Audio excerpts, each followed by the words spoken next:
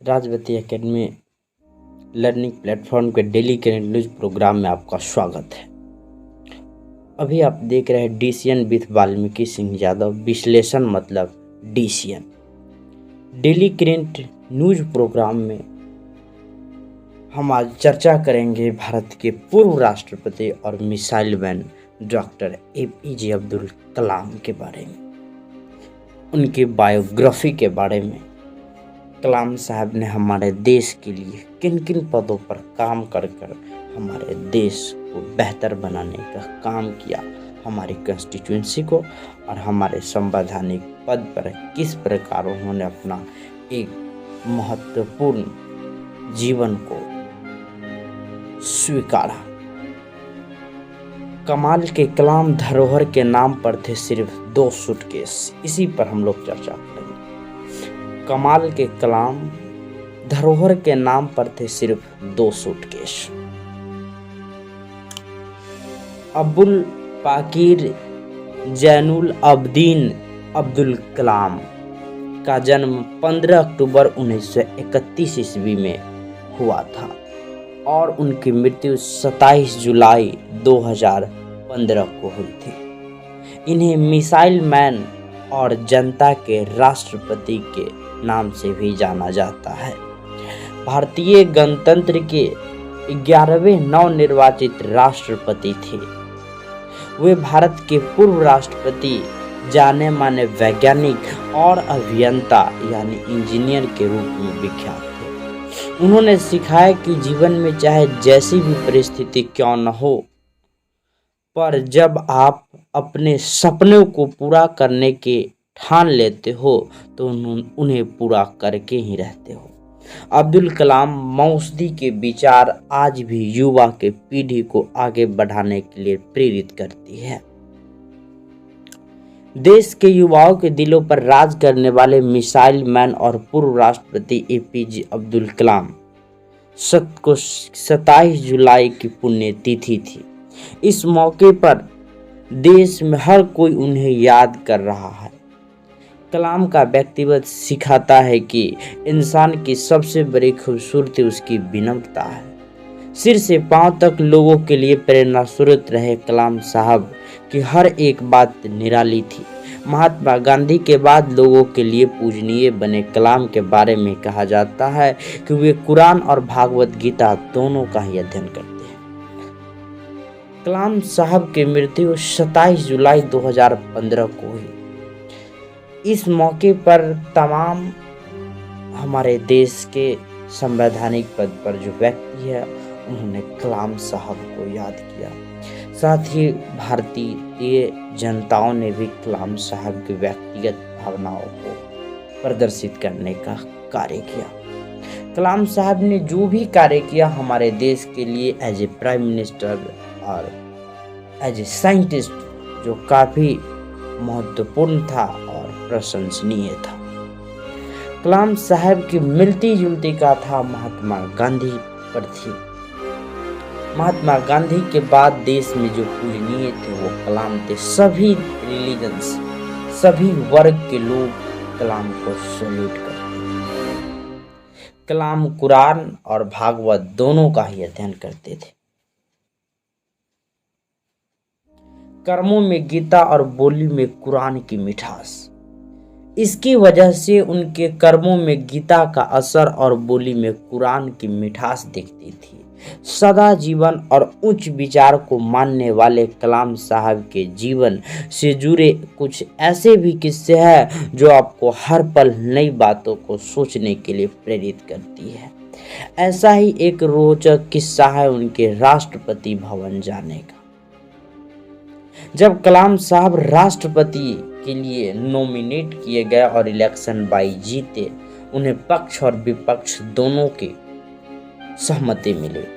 तब सबको लगा कि कलाम साहब एक राष्ट्रपति है और राष्ट्रपति भवन को एक दुल्हन की तरह सजाया गया। सबको यह आशाएं और उम्मीद थी कि जो राष्ट्रपति नए आ रहे हैं उनके पास लगभग ट्रक से भरकर सामान होगा और उनके रखने की सुविधाएं और अच्छे ढंग से किस प्रकार रखा जाए। लेकिन जब कलाम साहब राष्ट्रपति भवन पहुंचे तो केवल और केवल 2 सूटकेस थे। लोग अचंभित पड़ गए।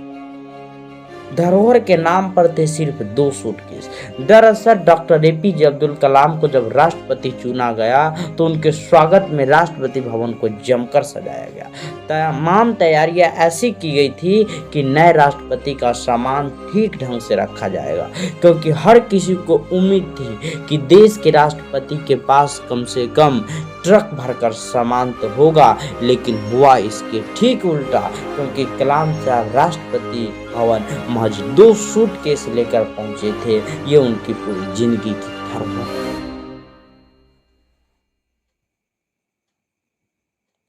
कलाम साहब ने जो कमाया वो दान कर दिया। कलाम साहब ने जीवन भर देश के लिए अपना और जनताओं के लिए अपना जीवन को रखा। उन्होंने जो भी कमाया वो दान ही कर दिया। वैज्ञानिक से लेकर राष्ट्रपति बनने तक के सफर तय करने के बाद कलाम ने एक भी संपत्ति अपने नाम नहीं की। जो भी उन्होंने कमाया था वो सब दान कर दिया।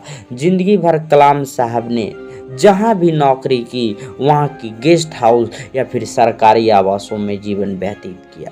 पूरी जिंदगी शिक्षा और देश के नाम करने वाले कलाम साहब को बच्चों से बहुत प्रेम था, और ये संयोग ही था कि जब उन्होंने अंतिम सांस ली तो उससे पहले भी वो बच्चों को ही ज्ञान का पाठ पढ़ा रहे थे।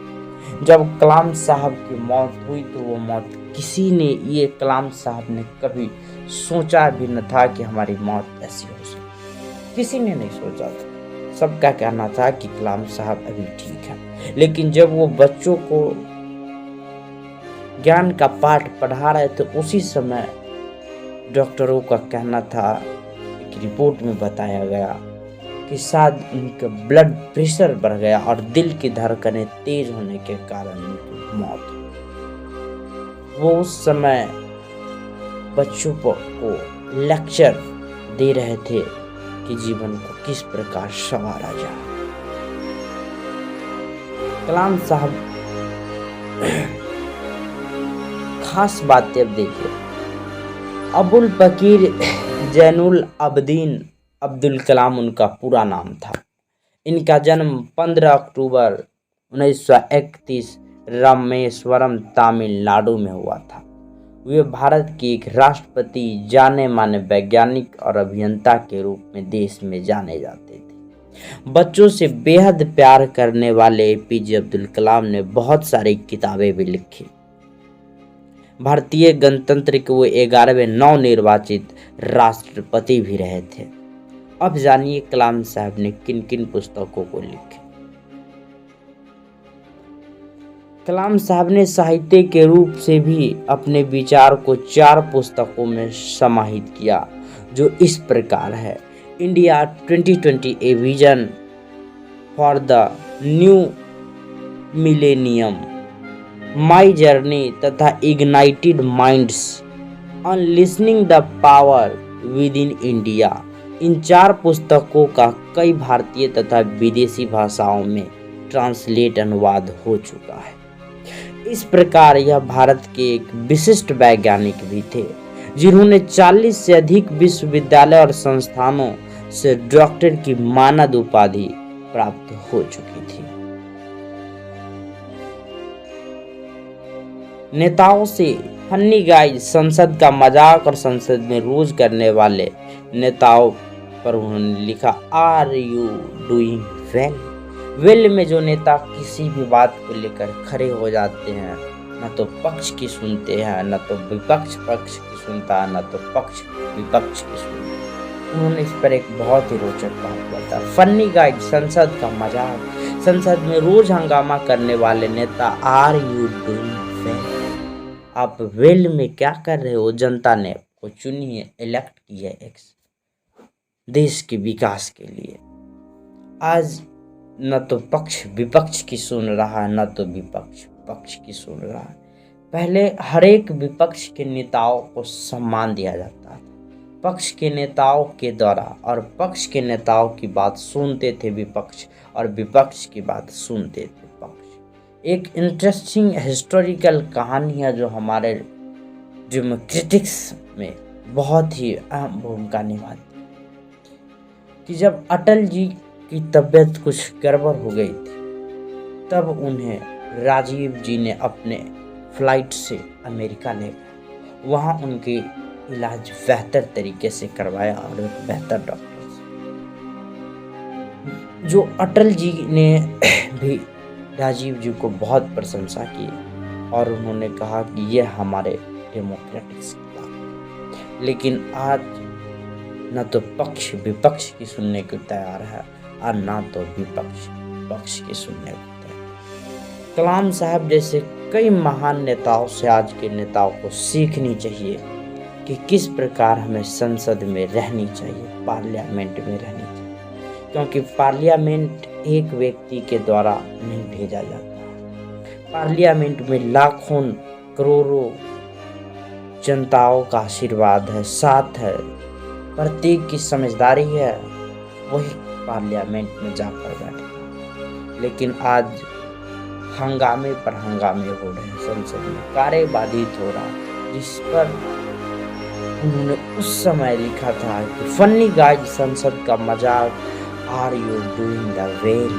आप संसद में क्या कर रहे हो, हंगामा।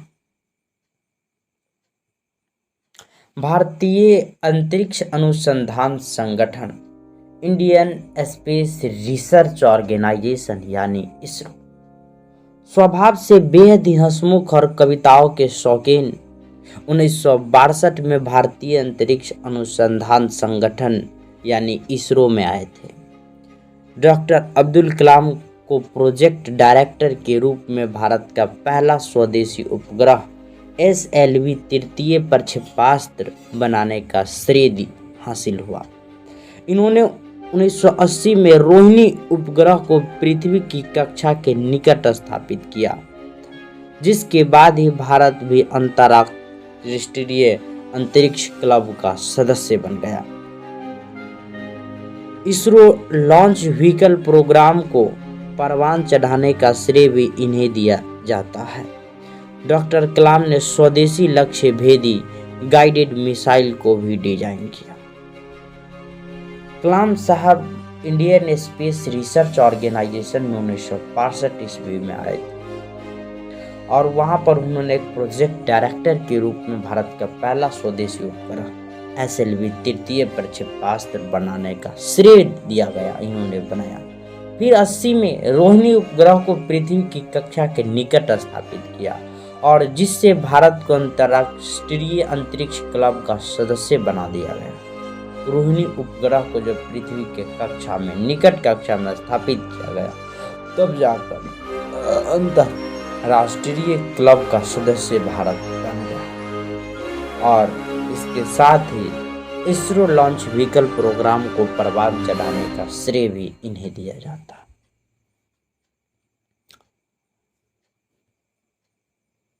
और परमाणु बम जो बनाने का भी श्रेय इन्हीं को दिया जाता है।